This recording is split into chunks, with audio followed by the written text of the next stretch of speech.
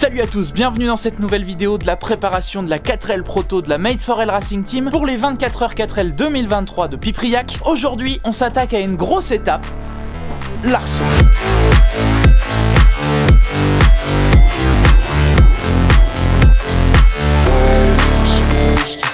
L'idée de ce projet, c'est de participer avec une 4L Proto au 24h 4L de Pipriac 2023. Ça se trouve à 30 minutes au sud de Rennes et ça se déroule du 30 septembre au 1er octobre 2023. Ça fait déjà plusieurs mois que je suis sur le projet. À l'heure où je vous tourne ces images, eh bien ça fait déjà presque 10 mois qu'on y est. Aujourd'hui, elle sera pas du tout dans cet état dans la vidéo. Vous allez d'ailleurs avoir du mal à imaginer qu'elle peut être prête pour la course qui se déroule dans 3 semaines au moment où je vous tourne ces images. Mais voilà, vous l'avez derrière moi, je vous assure, elle va être prête. Et loin de moi de pas avoir l'envie de vous la démarrer pour vous montrer vraiment qu'elle tourne, qu'elle démarre, qu'elle roule. Mais comme je suis en train de fignoler certains détails, eh bien il y a des choses qui sont redémontées. Là tout de suite, elle ne peut pas démarrer. Donc, tant pis pour vous, j'ai envie de dire, c'est dommage, il va falloir que vous suiviez les prochains épisodes. Mip, mip.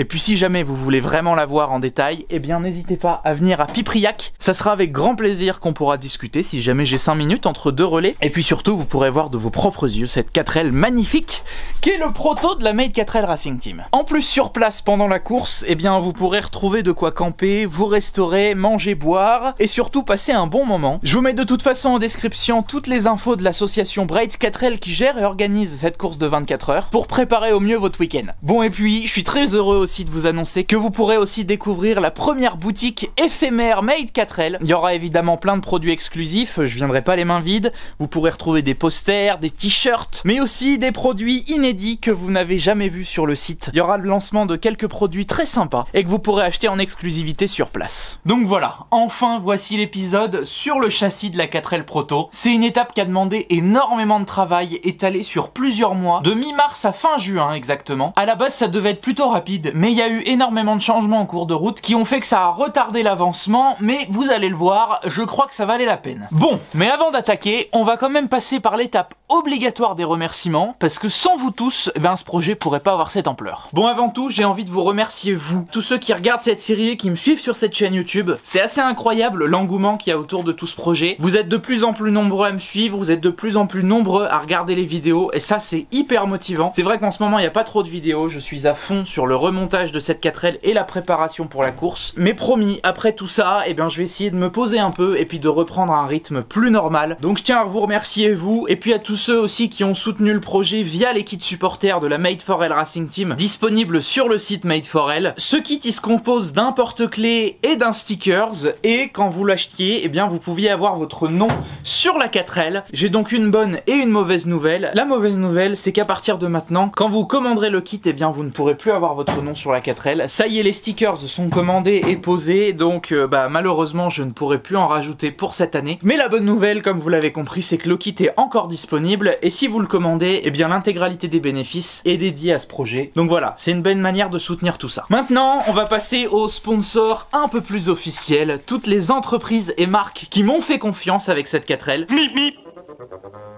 Je tiens à remercier déjà Chococar, Vincent et Elliot qui font de la production audiovisuelle sur Paris. Ils sont fans de bagnoles, notamment Elliot qui a une chaîne YouTube Chococar justement où vous pouvez aller le suivre. Il fait de la mécanique sur des belles américaines avec des moteurs V8 incroyables. Il passe par énormément de galères sur sa chaîne. Il ose y aller et apprendre sur le tas. Donc si ça vous intéresse, n'hésitez pas à aller le suivre. Et d'ailleurs, je vais encore une fois vous remercier pour tout ça parce que dans la dernière vidéo, je vous ai déjà parlé de Chococar. Et de ce que j'ai compris, eh bien vous avez été très nombreux à aller voir ce qu'ils faisaient, et ça je vous en remercie beaucoup. Elliot et Vincent vont être là pour gérer toute la partie tournage en vue de produire un petit documentaire sur toute la course, et donc comme je suis pilote je peux pas tout gérer, et eux vont prendre la main sur cette partie réalisation, et donc le fait que vous soyez allé le suivre, et bien c'est un très beau moyen de les remercier d'accompagner la Made4L Racing Team dans cette grande aventure. Je remercie aussi évidemment Retrocar Concept qui m'accompagne depuis le début de ce projet. Ils m'ont notamment envoyé un allumeur électronique 1, 2, 3 Ignition programmable en Bluetooth, et Effectivement, depuis toutes les vidéos du projet, je vous annonce que je vais vous faire une vidéo pour vous expliquer comment on installe cet allumeur, comment on le paramètre et surtout ce qu'il apporte sur un moteur. Je vous en ai déjà rapidement parlé par-ci par-là dans les vidéos, mais comme vous l'avez compris, le projet me prend énormément de temps, j'ai pas mal de retard dans plein de choses et donc je prévois ces vidéos, je pense au retour de la course. Évidemment, elles sortiront, il n'y a pas de problème, ne vous inquiétez pas. L'allumeur est bien installé, la voiture démarre, donc ça, vous n'avez pas de problème. Je vous en reparlerai évidemment au fur et à mesure des vidéos. Mais voilà, je prends mon temps pour faire les choses bien. La priorité, c'est de préparer la voiture. Donc ces vidéos-là arriveront, évidemment. Pour continuer, je remercie DECL Concept. Ils m'ont envoyé un kit gros frein pour la 4L qui se compose de disques rainurés ventilés,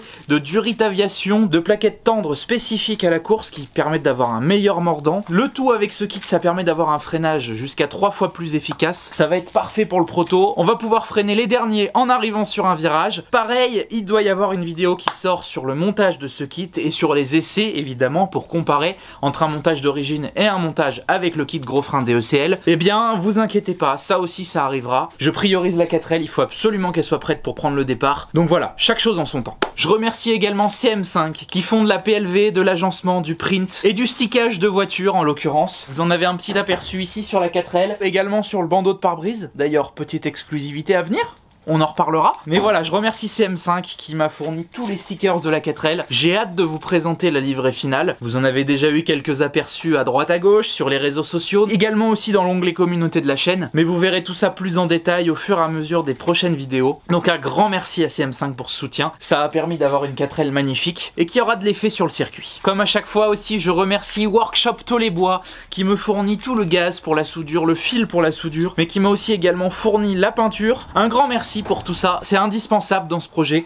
Encore aujourd'hui, à quelques semaines de la course, je suis encore en train de souder des choses pour qu'elles soient prêtes. Donc voilà, merci beaucoup. Et puis avant-dernier sponsor, Make-Apart, qui m'a fourni le collecteur 4 en 1 de la 4L. Ça va permettre évidemment d'avoir un bruit magnifique, mais aussi a priori d'augmenter un petit peu les performances du moteur. Mais tout ça, de toute façon, on pourra le vérifier lors du passage au banc du proto. J'ai déjà pris rendez-vous et d'ailleurs, vous pouvez continuer à lancer vos paris dans les commentaires. On verra lequel sera le plus proche de la réalité. Voilà pour ces partenaires. Évidemment, je peux ajouter Made4L, ma marque de pièces performance pour les Renault 4L. C'est une marque que je développe depuis plus d'1 an et demi maintenant et je suis très content de l'ampleur que ça prend. Vous êtes de plus en plus nombreux à me faire confiance, à acheter les produits Made4L et à les monter sur vos 4L. Et je vous assure que ça fait très plaisir de voir que déjà ça vous plaît et ça fait également très plaisir de voir que grâce à tout ça, eh bien, je peux me permettre de m'engager dans des projets un peu plus ambitieux. Donc un grand merci à vous tous parce que sans vous, tout ça n'aurait pas été possible. Du coup, je crois qu'on va pouvoir attaquer. Assez de blabla. Malheureusement, comme vous allez le voir, les arceaux tout faits de 4L, ça n'existe pas vraiment. Il va falloir mettre la main à la pâte. Donc c'est parti, on arrête de traîner. Mip, mip. On va pouvoir attaquer les gros travaux sur le châssis. On va commencer par l'arceau. Il y a besoin de conserver la caisse dessus, donc tant que la caisse est là et que j'en ai besoin pour faire passer l'arceau le plus près possible de la caisse, et ben j'en profite. Et du coup, voilà une partie de l'arceau. Donc on a le cintre principal qui va derrière les sièges, les deux descentes qui vont au niveau de la baie de pare-brise, et ici au sol, là-bas sous la table, eh bien on a des grandes barres d'acier. Alors un arceau de 4L, ça ne déroge pas à la règle des arceaux FFSA homologués, puisque pour la compétition des 24 heures 4L, il faut un arceau homologué. C'est donc un acier très particulier. L'acier qui est nécessaire, c'est du TU37B. Donc j'ai respecté ces recommandations. Et si jamais vous voulez faire un arceau homologué pour votre 4L, je vous laisse en description aller voir le site de l'association Braids 4L, qui est organisatrice des 24 heures 4L de Pipriac. Sur leur site, vous pourrez trouver tous les règlements qui sont nécessaires à la préparation d'une 4L pour participer à leur course. Et il y a notamment toute une partie qui concerne l'arceau. Pour être tranquille, moi je me suis fait un porte-vue avec tous les règlements, comme ça dès que j'ai une petite question,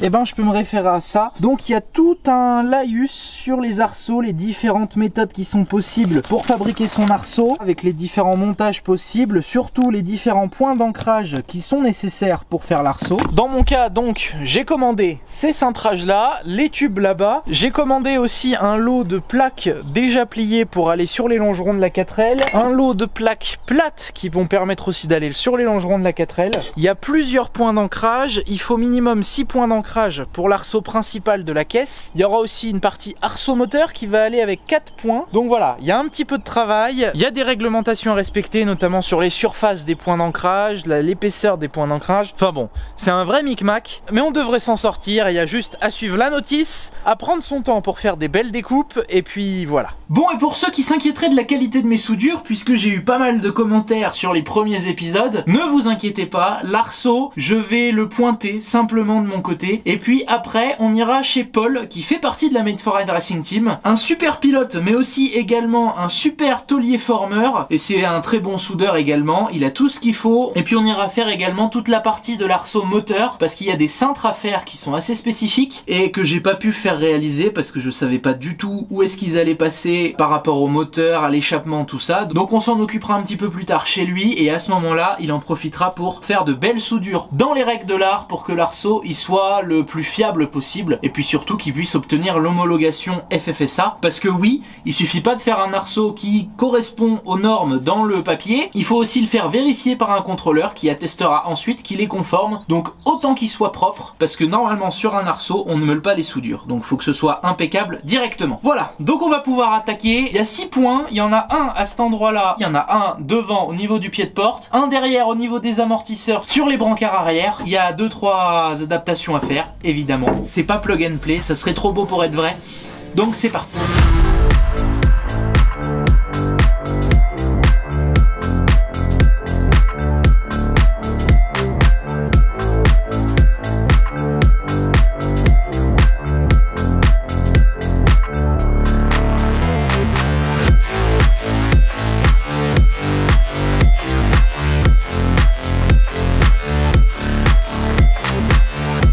Je viens de faire les premiers pieds d'ancrage pour la partie centrale de l'arceau derrière les sièges. Donc voilà la forme que ça a. Je me suis basé sur les pièces qui étaient à l'angle droit. Et en fait l'arceau, eh bien je vais le placer à cet endroit là, au centre. Et donc vous voyez que là il dépasse. Donc ça veut dire que ma platine, il faut qu'elle dépasse également pour pouvoir bien souder le pied d'arceau. Je le place ici et pas ici, parce que mes entrées d'air, en fait elles viennent embuter. Donc si je mets l'arceau à cet endroit là, ça va gêner le flux d'air. Et donc j'ai la place pour mettre là, mais il faut que je tienne compte de l'orientation, donc il passe vraiment au ras. Donc ma tôle, je l'ai faite comme ça. Elle vient se placer ici. J'ai fait une belle découpe à cet endroit là pour rejoindre et faire une belle forme. L'idée c'est que chaque platine où vient se mettre un pied d'arceau, eh bien elle fasse minimum 120 cm². Là j'ai calculé la surface de celle-ci, elle fait 126 cm², mais comme on voit ici, eh ben, c'est dans le vide, et donc il faudra faire une tôle qui vient se reprendre ici et qui vient boucher ce trou là, qui permettra donc de reporter l'effort de la platine à cet endroit là, et bien sur la tôle qui descendra ici. Il faudra que j'ai une tôle également qui fait 3 mm d'épaisseur, puisque l'épaisseur doit être de 3 mm minimum. Donc voilà un petit peu le topo. Et de l'autre côté, c'est la même chose. Donc on va pouvoir continuer. Je vais déjà pointer ces plaques de pied d'arceau, et puis on va pouvoir déjà installer directement l'arceau principal. L'idée c'est qu'il soit bien vertical dans la caisse, que les pieds arrivent pile où il faut, on pourra le pointer en place, et c'est à partir de cet arceau central qu'on pourra construire le reste avec les descentes, les bras qui partent derrière, enfin bon, tout le reste.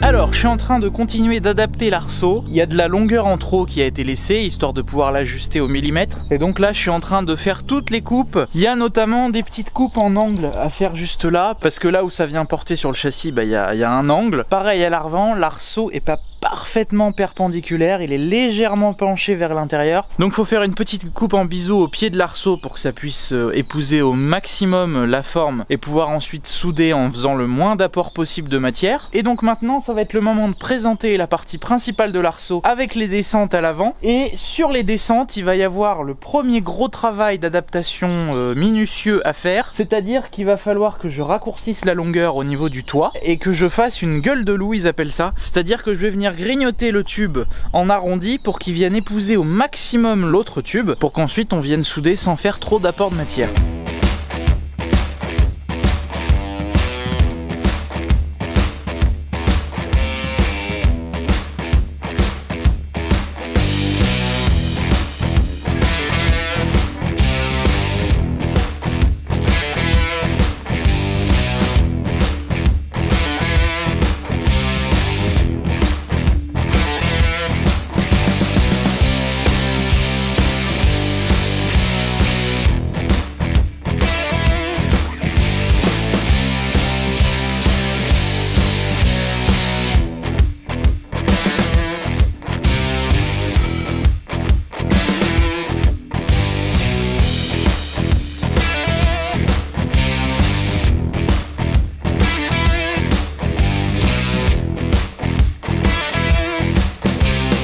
La première partie de l'arceau est faite, j'ai pu souder tous les tubes qui sont cintrés et donc les descentes sont soudées à l'arceau principal et je suis très content du résultat. C'est symétrique quasiment au millimètre près partout et puis je suis content d'avoir réussi à faire mes gueules de loup qui permettent d'emboîter les arceaux correctement, qui suivent bien le tube pour éviter de faire trop d'apport de matière pour que ce soit bien solide. Et en bas j'ai réussi à faire des angles qui sont parfaits. Voilà, dans tous les cas pour une première c'est parfait. On va donc maintenant faire le dernier morceau où j'ai besoin de la caisse puisqu'il va falloir que je rajoute une barre devant au niveau du toit derrière le pare-brise pour éviter que les deux descentes d'arceau se rapprochent. Donc on va récupérer un bout de tube droit et on va le foutre à cet endroit là. Il y a un peu d'adaptation encore, des gueules de loup à faire des deux côtés. Ça va être sportif mais on va y arriver.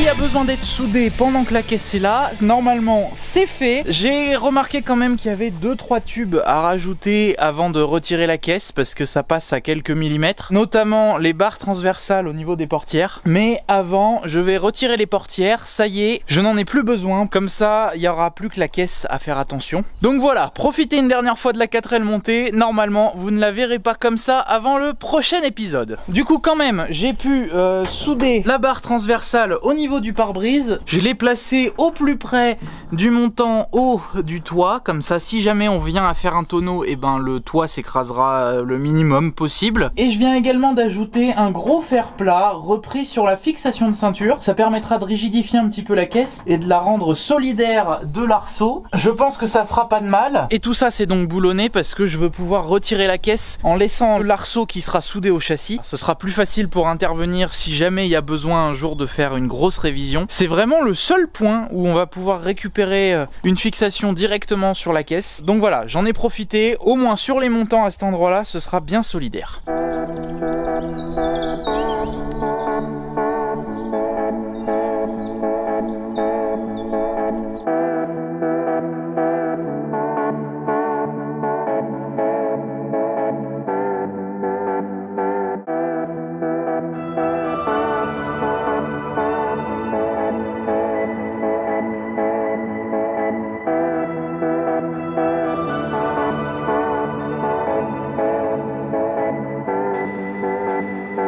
Alors aujourd'hui c'est un nouveau jour et j'ai attaqué du coup en soudant les barres latérales au niveau des jambes des pilotes. D'ailleurs au niveau des hauteurs ici sur la barre latérale c'est pas fait au pif du tout. Dans les réglementations c'est marqué que cette partie là elle doit être au minimum à 15 cm du pied de l'arceau. Donc en l'occurrence moi le pied d'arceau il est ici. Et derrière je l'ai mis un petit peu en biais. Donc là c'est à 30 à l'arrière. Et comme ça va permettre de trianguler un petit peu cette partie avant pour éviter qu'elle s'avance de trop ou qu'elle se déforme de trop. Normalement ça lui fera pas de mal, donc voilà. Maintenant on va s'attaquer à la croix dans l'arceau principal. C'est ce qui va permettre la rigidité latérale de tout le châssis. Il y a un petit peu de travail parce qu'il y a pas mal de courbes à prendre en compte pour faire les gueules de loup. Donc bah il n'y a plus qu'à s'occuper de ça. Allez.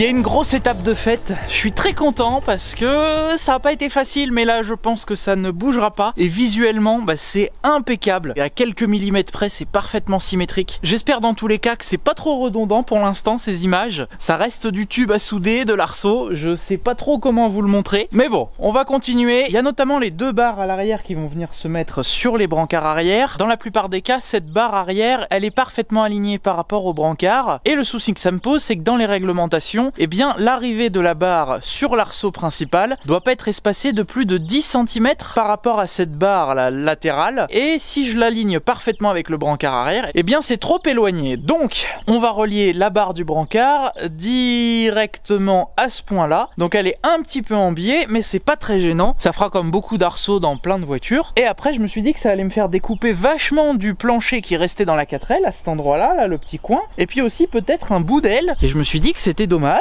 mais en réfléchissant un petit peu, eh bien, va y avoir un amortisseur vertical à cet endroit-là, repris à peu près par là, et qui va monter verticalement à ce niveau-là à peu près. Donc dans tous les cas, pour rentrer la caisse, comme il va y avoir une barre ici, il va falloir que je coupe toute la partie de cet endroit-là. Donc finalement, tout ça pour dire qu'il n'y a aucun souci à mettre les barres qui relient les brancards arrière à l'arceau un petit peu en latéral, puisque de toute façon, avec le système d'amortisseur vertical à l'arrière, il va falloir découper pas mal, dans la mesure où moi je souhaite pouvoir retirer la caisse à l'avenir, pour pouvoir intervenir plus facilement aux besoins pour l'entretien et les réparations. C'est sûrement une complexité que je m'ajoute, mais dans tous les cas, il va falloir faire des grosses découpes dans la caisse à l'arrière encore, donc c'est pas grave, je fais mon arceau comme je pense qu'il sera le mieux, et puis on continue.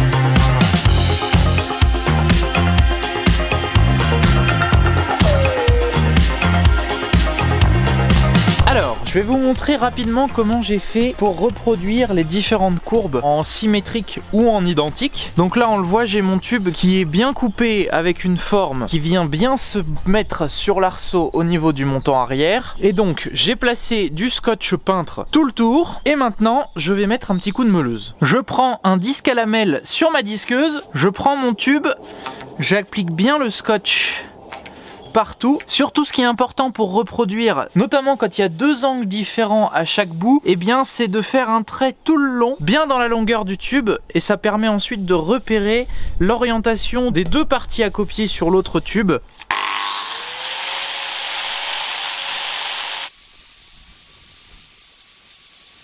Donc là je suis venu poncer l'arête pour pouvoir retirer le scotch qui ne m'intéresse pas. Donc on se retrouve avec la forme de mon tube. Maintenant sur mon trait à la verticale, je viens couper mon scotch. Je décolle mon gabarit. Voilà donc le patron de mon tube circulairement. Je prends mon tube sur lequel je dois copier cette forme. J'ai bien fait ma ligne dans la longueur du tube pour pouvoir reproduire ensuite la deuxième partie en bas du tube. Et si je veux faire une copie parfaite de mon premier tube, j'ai juste à replacer mon patron sur mon tube face collante. Et là dans mon cas, comme je veux faire une symétrie, eh bien je le retourne et je place la face collante du scotch vers moi. Donc sur le tube ça va avoir un petit peu de mal à tenir, mais on va pouvoir le maintenir avec un autre petit bout de scotch, histoire de juste pouvoir tracer la forme sur mon tube. Là j'ai donc mon patron qui est réinstallé sur mon tube et je vais prendre un marqueur et je trace bien tout mon pourtour.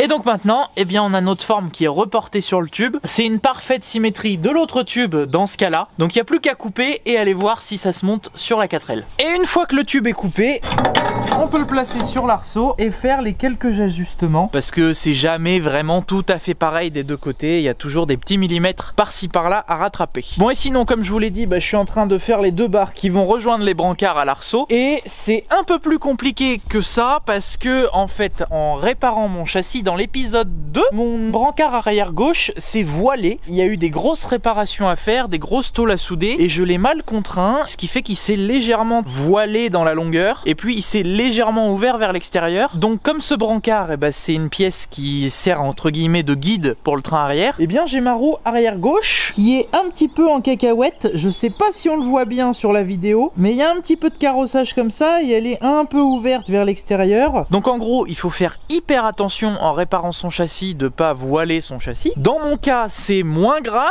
entre guillemets puisque comme j'ai l'arceau, et bien je vais pouvoir contraindre le châssis avec l'arceau pour essayer de rattraper un petit peu cette voilure. Donc ce que je vais faire, c'est que mon brancard arrière droit, il a pas bougé. Je vais déjà souder ma barre au brancard arrière droit et puis du coup après je vais contraindre le brancard arrière droit sur l'opposé de l'arceau pour éviter qu'il se rapproche et je vais mettre une sangle pour rapprocher le longeron de l'autre côté puis souder mon arceau. J'espère comme ça que ça évitera des soucis et puis on verra si la roue se ramène un petit peu. Dans tous les cas, il y a toujours un petit réglage qui est possible au niveau du train arrière, là où vient le sabot avec le cylinder block, donc je le rattraperai comme ça, mais je vais essayer de rattraper le plus gros avec l'arceau. Allez!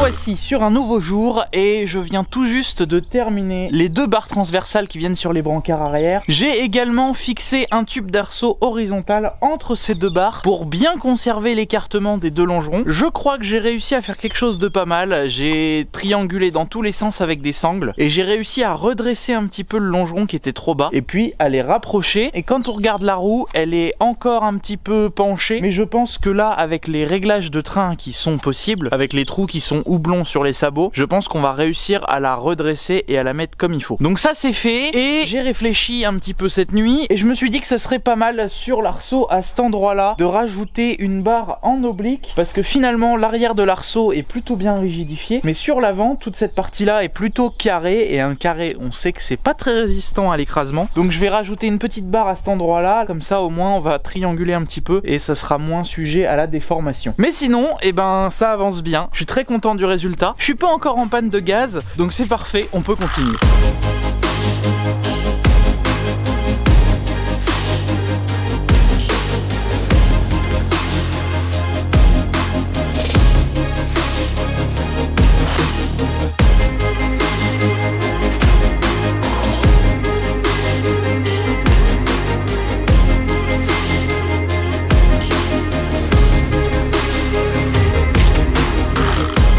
La partie principale de l'arceau est terminée. Je dis la partie principale parce qu'il va y avoir une partie arceau moteur également à faire. Et pour ça justement, il va falloir que je modifie d'abord la suspension avant parce que je vais rajouter un deuxième amortisseur. Alors je vais pas trop me prendre la tête entre guillemets puisque je reste sur un amortisseur avant de 4L. Et donc je vais copier le système d'amortisseur qui est posé sur le bras inférieur et qui est repris sur une tourelle en le posant sur le triangle supérieur en le renforçant. C'est une modification qui est plutôt facile par rapport à réinventer tout un système d'amortissement avec des amortisseurs sur mesure. Là au moins je me dis que le double amortisseur ça permettra de moins fatiguer les amortisseurs, peut-être qu'ils dureront plus longtemps. Et dans tous les cas, si ça fonctionne pas, je pourrais revenir à un amortissement d'origine puisqu'il suffira simplement de retirer un des amortisseurs. Je sais pas si vous l'avez vu mais dernièrement en vidéo j'ai coupé une 4L complètement et effectivement j'avais vendu le châssis d'un, mais j'ai surtout récupéré pour le projet des tourelles d'amortisseurs de 4L que je vais pouvoir couper, modifier pour pouvoir les adapter directement sur le train avant de la 4L. Donc voilà l'amortissement d'origine d'une 4L, c'est quelque chose de plutôt basique. L'amortisseur est repris sur le triangle inférieur, un peu en biais et il vient se poser sur la tourelle supérieure. Et donc je vais me servir de cette tourelle en la coupant à peu près par là pour la placer par-dessus celle-ci,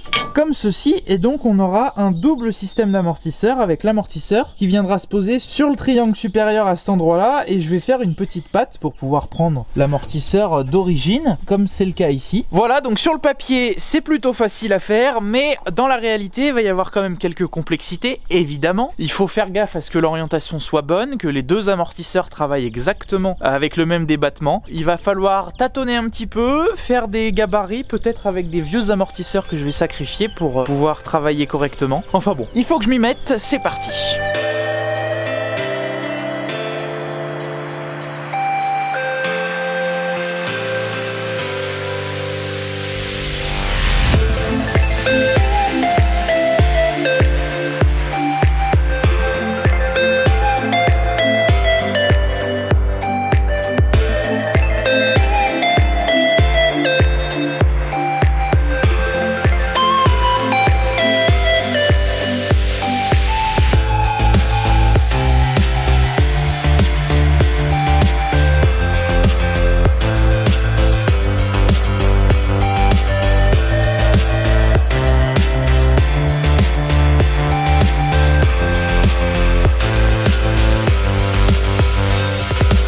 Voilà mon échafaudage avec mon double amortisseur. Je suis content parce que les deux amortisseurs travaillent parfaitement en symétrique. Donc j'ai commencé par faire un support pour mettre le bas de l'amortisseur. Et comme j'ai renforcé mon triangle par le dessus avec une tôle, et bien ça m'a permis de noyer le support qui repose du coup bien au fond et de souder là. Et puis je viendrai souder par l'intérieur sur le fond du triangle, histoire que ce soit bien solidaire. Ensuite, j'ai du coup fixé mon haut d'amortisseur à une tourelle d'origine 4L. Bon, par contre, pour la beauté, on repassera et je vais venir de toute façon renforcer avec d'autres fers plats ou du tube, histoire que ce soit bien solidaire. Et dans tous les cas, pour ça, il va y avoir aussi l'arceau moteur qui va passer au niveau des tourelles d'amortisseur. Ça permettra de reprendre le haut de mes tourelles d'amortisseur pour faire une sorte de barre anti-rapprochement. Comme ça, les charges seront bien réparties et ça viendra pas voiler mon système. Bon, au niveau des amortisseurs, hop, on voit qu'ils travaillent exactement de la même façon. Alors c'est un montage un petit peu expérimental dans le sens où je sais pas trop comment ça rend. Là je double les amortisseurs d'origine, donc je pense que je vais multiplier la dureté par 2 de l'amortisseur. Par contre, là où c'est bien, c'est que ça va diviser la contrainte sur l'amortisseur par 2. Donc a priori il devrait chauffer un peu moins par exemple, mais je sais pas trop au niveau de la réaction ce que ça va faire. De mon point de vue, ça risque d'être pas mal quand même. La voiture devrait avoir un comportement pas trop mal, mais ça le dira lors des essais. Et dans tous les cas, si jamais ça fonctionne pas comme on voudrait, il y a juste à en retirer un et puis bah on peut continuer à rouler avec une 4L d'origine. Voilà, tout ça pour dire donc que je valide mon prototype, j'ai plus qu'à le reproduire de l'autre côté. Il y a très peu de points de soudure parce que comme depuis le début de la vidéo, bah, je suis sur la fin de la bouteille de gaz. Effectivement, la fin dure un petit peu longtemps, mais tant mieux, je peux avancer. Et donc on va reproduire ce système de l'autre côté. Je vais essayer de le faire un petit peu plus propre, corriger mes petites erreurs. Mais voilà, globalement on est pas mal, ça avance, c'est fonctionnel et puis je suis content. Ah oui, et puis gros défaut de ce genre de montage, c'est qu'on multiplie par 2 les amortisseurs. Donc déjà que 4 amortisseurs c'est cher, bah maintenant il va falloir en mettre 8.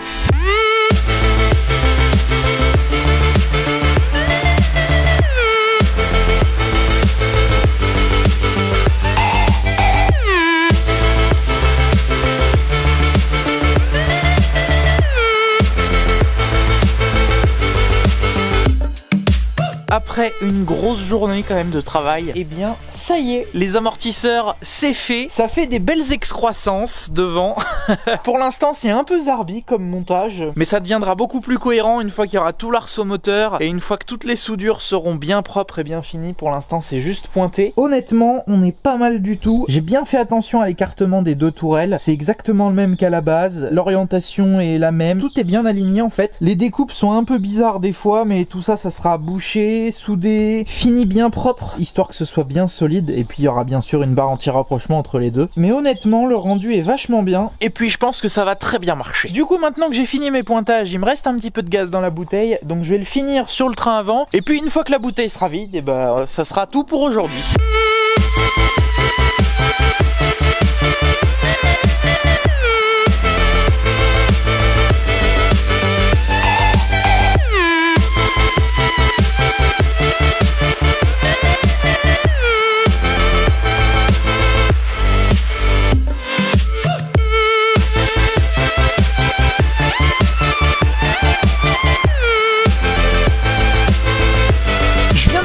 De soudé les amortisseurs à l'avant. J'ai du coup remis une tôle par-dessus le tout qui vient renforcer les deux supports qui ont été soudés ensemble. Je pense que comme ça ce sera bien solide. Et puis de toute façon, il va y avoir la partie de l'arceau moteur qui va venir renforcer tout ça.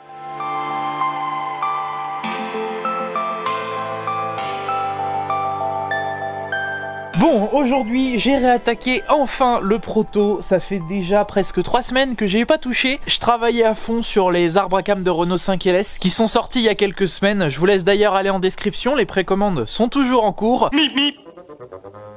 Je vous mets tous les liens en description pour acheter cet arbre à cam parce que comme il y a un décalage dans le temps, évidemment maintenant les précommandes sont terminées. Vous pouvez d'ores et déjà acheter votre arbre à cam directement sur le site Made for Elle. Il y a eu en effet quelques retards avec le transporteur, mais ça y est, enfin on va les recevoir sous quelques dizaines de jours et donc on pourra vous les envoyer dans la foulée. Également j'y mets le lien de la vidéo où je détaille tout, je vous explique ce que c'est et puis surtout ce que ça apporte sur un moteur de 4L d'origine. Enfin voilà. Et donc aujourd'hui j'ai réattaqué en finissant les modifications sur les supports d'amortisseurs à l'avant. Là au moins ça finit bien et puis surtout le tout est bien rigide. Et puis pour additionner tout ça, il y aura évidemment l'arceau. Et d'ailleurs en parlant de celui-ci, je vais le faire la semaine prochaine. J'ai bloqué des journées avec Paul et du coup avant d'aller chez lui, il va falloir que je monte un moteur sur la 4L pour voir un petit peu l'encombrement, histoire de pas faire passer un tube en plein milieu. Et puis sur le moteur, il va falloir que j'installe ce collecteur 4 en 1 auto bleu de chez Mekapart. Encore un grand merci à vous pour la ristourne.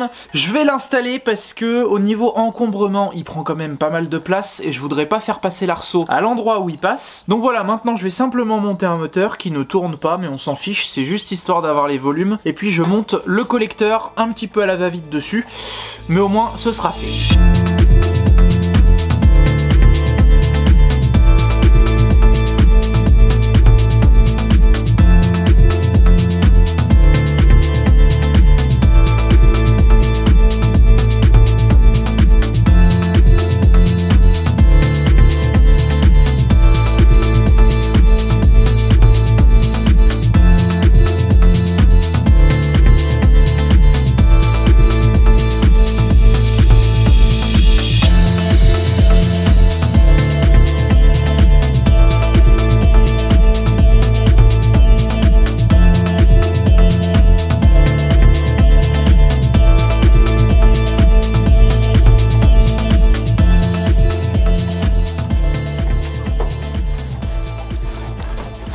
Bon, finalement, je pensais que je me servirais jamais de ce morceau que j'ai découpé de la 4L donneuse, mais il va être parfait pour le proto puisqu'il faut que l'arceau passe dans le tablier et plutôt que de massacrer le tablier qu'on a repeint dans le dernier épisode, on va faire un proto avec ça, comme ça je pourrais reporter un trou parfaitement centré sur ma caisse définitive et puis on massacrera pas la peinture en soudant l'arceau et en le travaillant.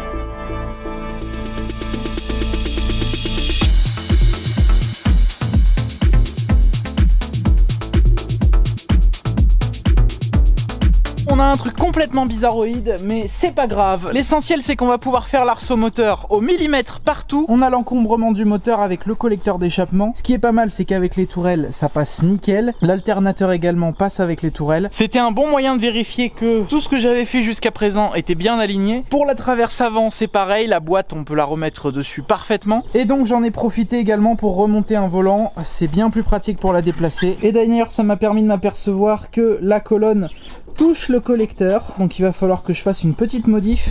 Je sais qu'il existe des cales à placer entre les supports moteurs et les cylindres blocs pour rehausser le moteur un petit peu. Je sais pas si dans mon cas c'est ce qu'il faut que je monte. Mip, mip.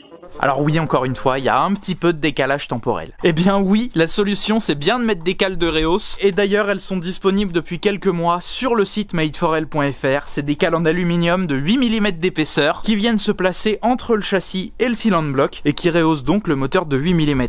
Et ça c'est parfait quand on monte un collecteur 4 en 1, comme dans mon cas, mais aussi quand on monte un gros carbu, le collecteur est un peu plus gros et souvent vient en contact avec la colonne. Et le fait de rehausser un peu le moteur, ça permet d'éviter tous ces soucis. Ces cales là je les ai pas inventé, c'est des cales qui étaient montées d'origine sur les Renault 4 Sympark, donc il n'y a aucun souci pour votre 4L, également pour vos cardans par exemple, et c'est des cales qui étaient jusqu'à présent fabriquées par la 4L de Aubin, et je suis très heureux de prendre la suite de cette fabrication avec Made for Elle. Mip, mip.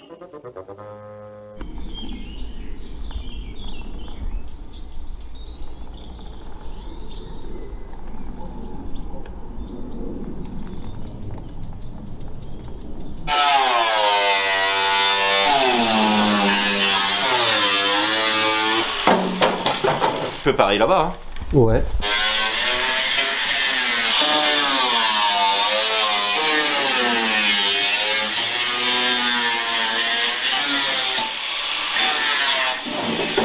On se retrouve aujourd'hui chez Paul et donc on a déjà commencé par attaquer le tablier et on va pouvoir passer l'arceau autour du moteur. C'est une grosse étape, il y a du boulot, donc on va attaquer maintenant. C'est indispensable.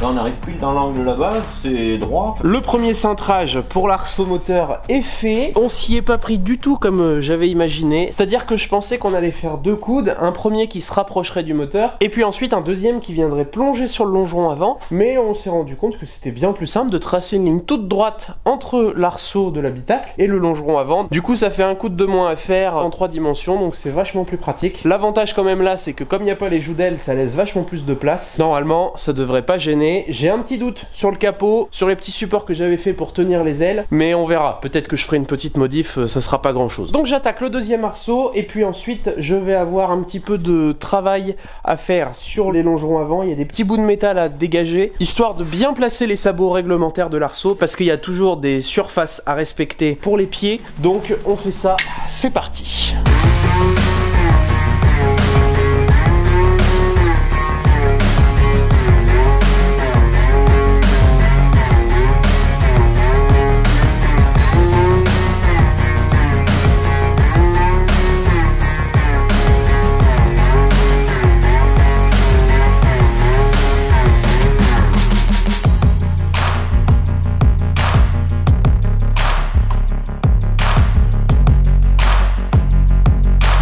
Les tubes sont cintrés, les platines de pied d'arceau sont prêtes également. Il va y avoir encore 2-3 ajustements à faire dessus, mais déjà on va pouvoir bientôt les souder au châssis. La seule chose à faire avant ça, c'est de rajouter des écrous prisonniers pour pouvoir ensuite boulonner l'arceau, puisque cet arceau de la partie avant est entièrement démontable.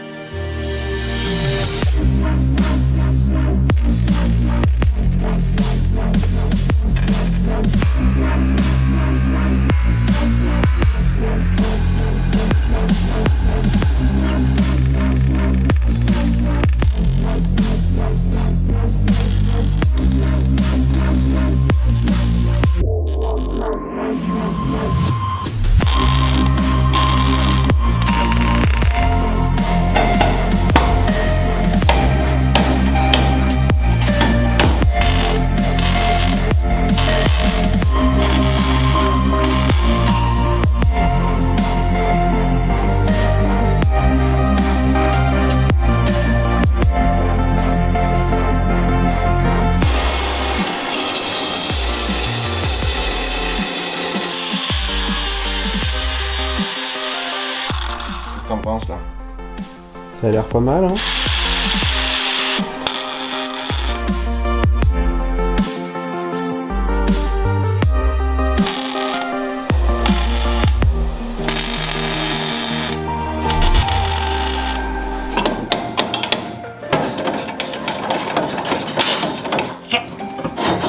Ah bon, ça se démonte pas mal, hein.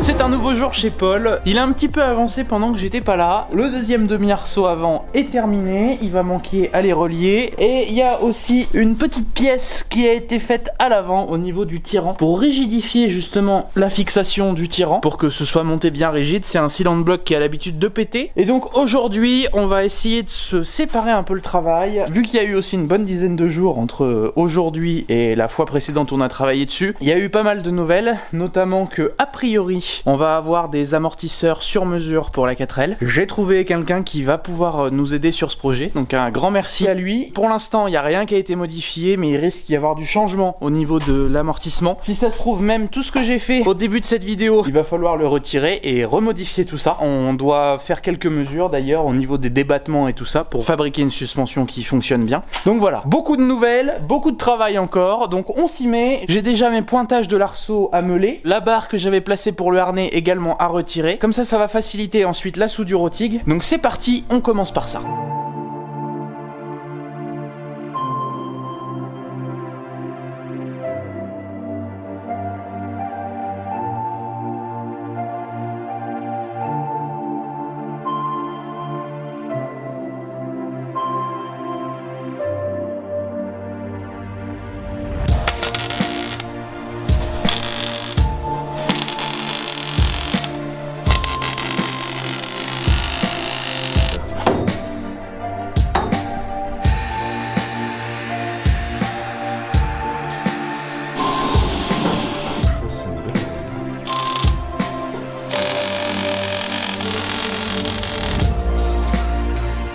Bon, on peut l'enlever le machin alors.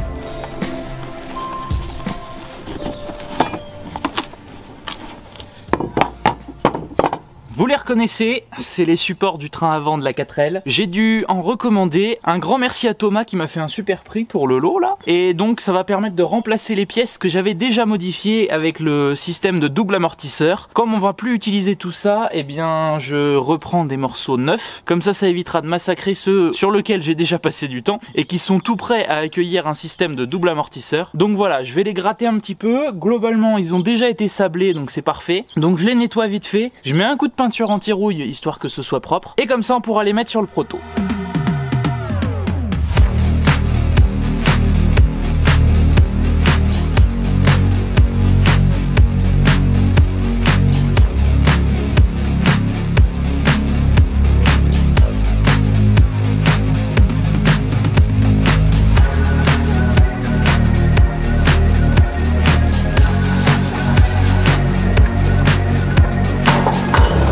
Vous l'avez compris, c'est le moment, on change le train avant. On a démonté les vieux morceaux qui sont par terre et du coup on a dû aussi démonter la barre de torsion. On va régler un petit peu parce que je crois qu'elle était pas tout à fait au bon cran. Et puis voilà, on remonte les nouveaux morceaux bien repeints. Ni vu ni connu, il s'est rien passé.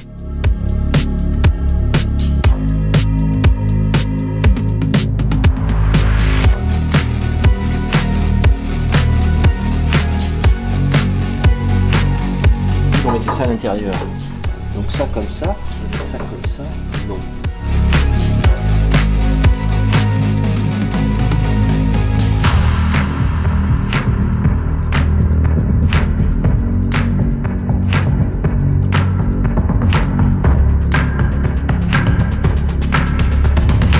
Le pro de l'amortisseur vient de passer, notre partenaire amortisseur. On a pas mal discuté pour voir un petit peu comment on allait placer tout ça. On va partir sur des amortisseurs de moto qu'on va retarer évidemment pour qu'ils correspondent parfaitement au poids de la voiture. Et du coup, maintenant qu'on sait à peu près comment les amortisseurs vont être placés, eh bien Paul il va commencer par faire une espèce de prototype des pattes de fixation, voir si les placements théoriques qu'on a vus jusqu'à présent fonctionnent. Et puis bah moi de mon côté je vais terminer de démonter, remonter le demi-train avant droit, comme ça je mets les nouveaux morceaux qui sont pas modifiés. Et puis voilà, il y a encore du travail, le projet s'éternise de plus en plus, il y a de plus en plus d'étapes et de choses à faire, mais c'est pas grave parce que plus ça va et mieux la 4L va être, donc c'est parfait.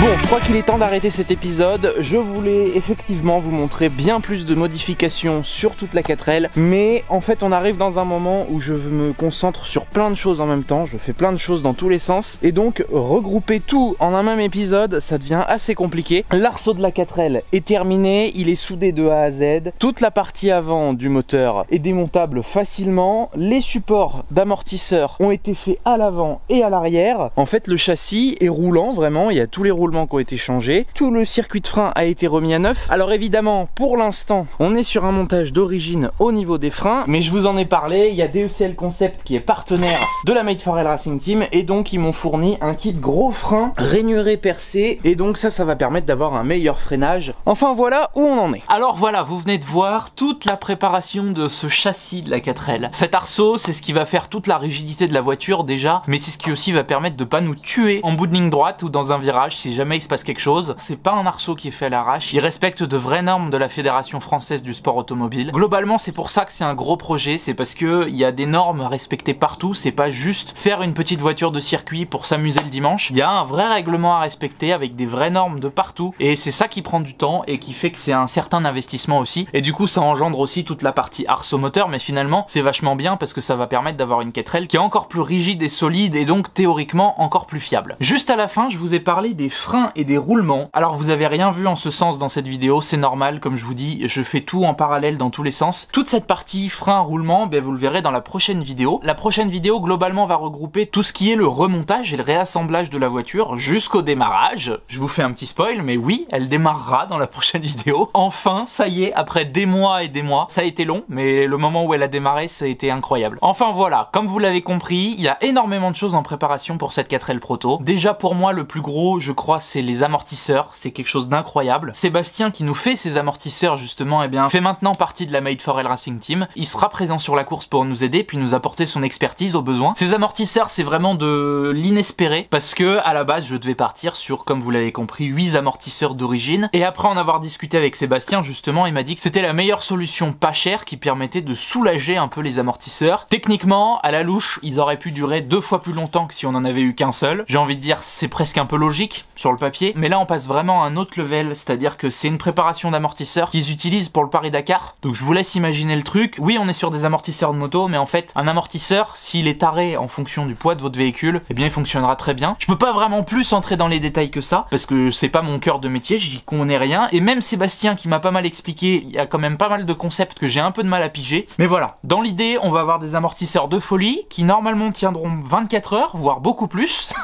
Et normalement, le comportement de la voiture sera sera le même sur les 24 heures. Mais voilà, cette étape des amortisseurs, je crois que c'est l'exemple parfait sur ce projet des choses qui m'ont fait me retourner le cerveau et qui m'ont fait me remettre énormément en question. Ce projet, ça fait des mois que j'y pense. J'ai vraiment attaqué la préparation courant décembre 2022, mais ça faisait déjà plus de 6 mois que j'y pensais et que je réfléchissais aux différentes solutions et que surtout j'observais ce qui n'allait pas sur les voitures des autres qui participaient à ces courses-là. Et donc voilà, c'est des choses que j'avais réfléchi depuis très longtemps. Donc en fait, en arrivant au moment des amortisseurs, j'avais déjà en tête comment j'allais faire depuis près d'un an, et remettre tout ça en question au moment de le faire et jeter entre guillemets des dizaines d'heures de travail que j'avais déjà passé pour monter mon système de double amortisseur, ça a été vraiment compliqué. Et c'est pour ça que je remercie énormément Paul et Sébastien qui m'ont en fait par la force des choses presque obligé à faire cette modification. Ils ont pris en main les choses, ils m'ont dit tu verras, ça va y aller. Et moi d'ailleurs, en étant avec eux, je leur disais putain, arrêtez de m'embrouiller le cerveau, c'est bon quoi, c'est stop, c'est trop. Et ils m'ont dit on prend la main, t'inquiète, on s'occupe de ça, toi fais les autres choses que t'as à faire sur la 4L et nous on prend cette partie. Et je les remercie énormément parce que sans ça j'aurais jamais pris la décision seul de m'engager dans un tel travail, et je crois avec le peu de recul que j'ai que c'était une très bonne décision. Ça va permettre d'avoir une 4L avec laquelle on va pouvoir s'amuser pendant 24 heures et avec laquelle on n'aura pas des galères toutes les 5 minutes. Parce que malgré tout, les amortisseurs, ça va jouer sur énormément de choses. Quand les amortisseurs commencent à fatiguer, c'est les barres de torsion qui prennent le relais, qui se mettent à chauffer parce qu'elles travaillent énormément en torsion, et donc elles finissent par chauffer, elles finissent parfois par briser, et puis du coup, vu qu'il y a que les barres de torsion qui travaillent entre guillemets, que l'amortisseur est mort, c'est tous les cylindres blocs qui prennent le relais aussi. Donc petit à petit, on finit par détériorer l'intégralité de la suspension et des trains roulants de la voiture, ce qui fait qu'à la fin de la course, on voit certaines 4L qui ont des roues qui partent dans tous les sens, les cylindres blocs s'arrachent, la voiture a un comportement totalement aléatoire, et c'est principalement dû au fait des amortisseurs qui ont lâché très tôt dans la course, et donc c'est tout le reste des éléments du châssis qui prennent le relais, et comme c'est pas prévu comme ça, et ben ça finit par faire un peu de dégâts. Enfin voilà, je suis très content parce que même tout au long de la fabrication de cette 4L, eh bien elle ne fait que s'améliorer, et la finalisation de cet arceau, eh bien c'est une grosse étape, parce qu'on va enfin pouvoir commencer à réassembler la 4L. Et ça c'est cool. Voilà, cette vidéo touche donc à sa fin. Je sais pas trop quoi vous dire de plus. C'est vraiment incroyable ce que je vis en ce moment. Je suis dans un meilleur mood. Je suis très fatigué parce que j'arrête pas. Mais c'est un truc incroyable et j'ai vraiment envie de continuer à faire des projets comme ça. Mais bon, déjà faut se finir celui-là. Également dans cette vidéo, on n'a pas trop parlé de Made4L, mais je me pose une petite question quand même. Vu que Made4L vend des pièces performance pour sa Renault 4 et dérivés, je me demandais si un arceau de 4L ça pouvait pas vous intéresser. Aujourd'hui, on n'en trouve plus des arceaux de 4L, ou en tout cas des arceaux en kit prêt à être monté, soudé en tout cas dans la 4L, et ça m'a vraiment fait défaut parce que je pensais que j'allais en trouver un facilement, et du coup je me suis retrouvé à devoir travailler plusieurs jours sur la réalisation des plans de l'arceau pour pouvoir commander les bons cintrages et les bons tubes, et je me demande est-ce que ça pourrait pas vous intéresser qu'on fasse un kit. Mais c'est pour ça que je vous pose la question, parce que fabriquer un arceau même en kit, ça demande énormément de moyens, de ressources, donc je voudrais savoir un petit peu combien de personnes seraient vraiment intéressées par ce genre de produit. Donc vous pouvez me dire ça en commentaire, et puis j'aviserai à l'avenir voir si c'est possible de proposer ce genre de produit beaucoup plus conséquent à la vente. Enfin voilà, c'est donc une histoire à suivre. Sur ce, j'espère que ce projet vous plaît, que vous serez nombreux à suivre les prochains épisodes. J'espère d'ailleurs vous les sortir très prochainement, ne pas relaisser une grosse pause comme il y a eu jusque là. Mais dans tous les cas, j'espère que vous serez nombreux à venir voir gagner la Made4L Racing Team à Pipriac. Et vous inquiétez pas, la 4L va être prête, elle est encore un peu démontée, mais on y travaille. La liste des choses à faire encore se raccourcit de plus en plus, et je suis le premier à être extrêmement excité et pressé de voir tout ça. Allez, voilà, sur ce, c'était Charles-Henri, je vous dis à très bientôt dans une nouvelle vidéo. Salut!